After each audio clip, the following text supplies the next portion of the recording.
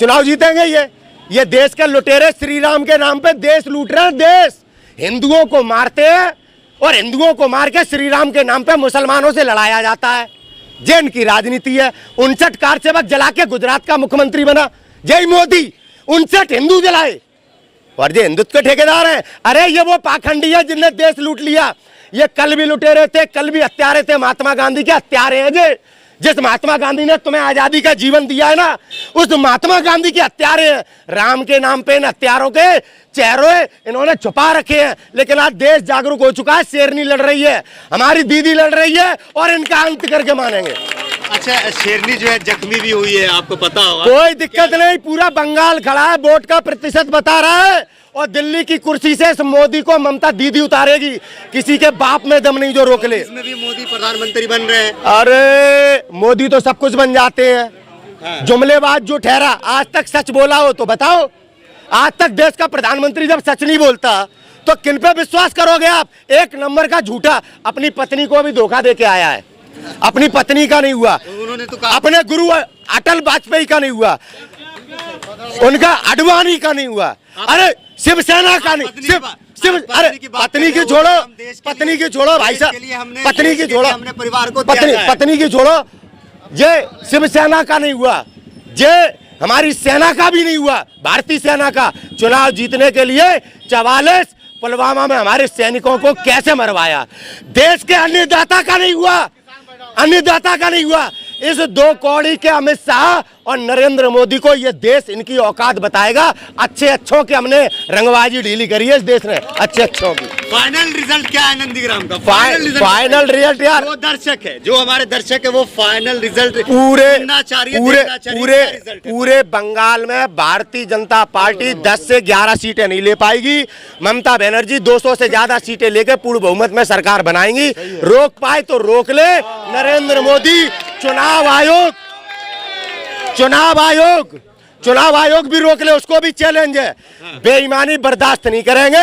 हम राम के देश के नागरिक हैं, कभी भी अत्याचारियों के सामने घुटने नहीं टेकते हैं। अगर चुनाव आयोग ने लोकतंत्र या संविधान को किसी भी प्रकार से चोट पहुंचाने की कोशिश की, क्योंकि बिका हुआ चुनाव आयोग विश्वसनीय नहीं है। मुकुल रॉय जैसे 2 कौड़ी के नेता चुनाव आयोग को फोन करके धमका देते हैं। ये औकात है चुनाव आयोग की। अगर हमारे बंगाल में किसी भी प्रकार की हिंसा फैलाने का प्रयास किया इस भारतीय जनता पार्टी ने, तो इसका अंजाम भुगतना पड़ेगा। आज देश इन परिस्थितियों में नहीं है कि हम इनके अत्याचार सहन करें। भारतीय जनता पार्टी के ऊपर आरोप लगा रहे हैं। आरोप नहीं लगा रहा, सच बोल रहा हूँ। सच बोल रहा हूँ। आरोप क्या होता है?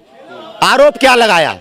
चोर है ये, चोर है, नंबर 1 के देशद्रोही है, संविधान विरोधी है। आरोप नहीं लगा रहा। चुनाव आयोग क्यों नहीं कराता वीडियोग्राफी?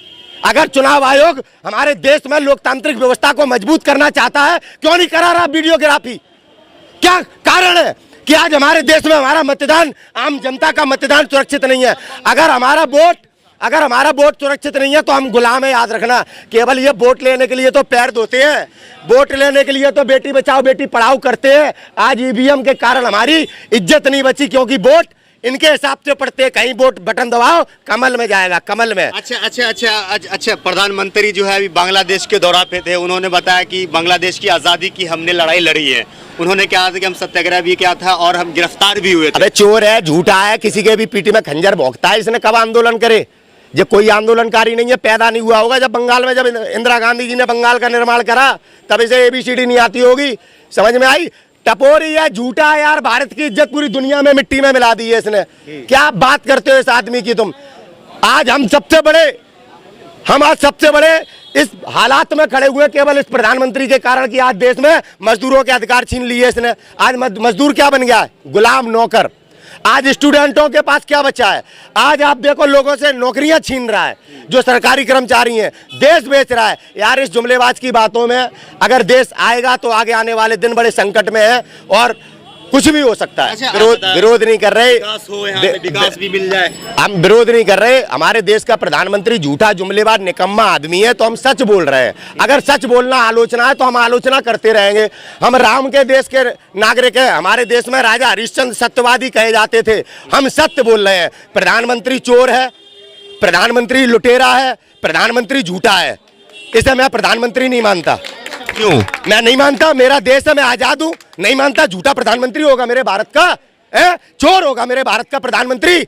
आप मानो, मुझे कोई दिक्कत नहीं, लेकिन मैं राजपूत इस प्रधानमंत्री को देश का प्रधानमंत्री नहीं मानता, जिसने मेरे देश की गरिमा और मान सम्मान को जिसने अपमानित किया हो पूरी दुनिया में, पूरी दुनिया में। आज देश बेच रहा है, ये गद्दार है, ये गद्दार है। इसकी मां को भी दुख होता होगा कि मैंने ऐसा लाल जना जो आज भारत माता को बेच रहा है। ये किसी का सगा नहीं है, अंबानी अडानी का नौकर है, नौकर। दुर्भाग्य देश का प्रधानमंत्री है ये 2 कौड़ी का आदमी। तो मतलब फाइनल रिजल्ट आपने बता दिया नंदीग्राम का? फाइनल रिजल्ट नंदीग्राम का नहीं, देश का बता रहा हूँ। हो सकता है 2024 से पहले इसकी दाढ़ी पकड़ के कुर्सी से उतार दें हम लोग। ये देश अब इसके अत्याचारों से पता है किस परिस्थिति में आ गया है कि अब देश के नागरिक को घर से निकलना पड़ेगा, क्योंकि आज साबित हो चुका है कि ये लुटेरा है, भारत विरोधी है, जो आज देश की सत्ता पे तुमने धर्म के नाम पे बेवकूफ बन के बैठाल दिया। ये लुटेरा है। चलिए, बहुत बहुत शुक्रिया। पकड़ना इसको।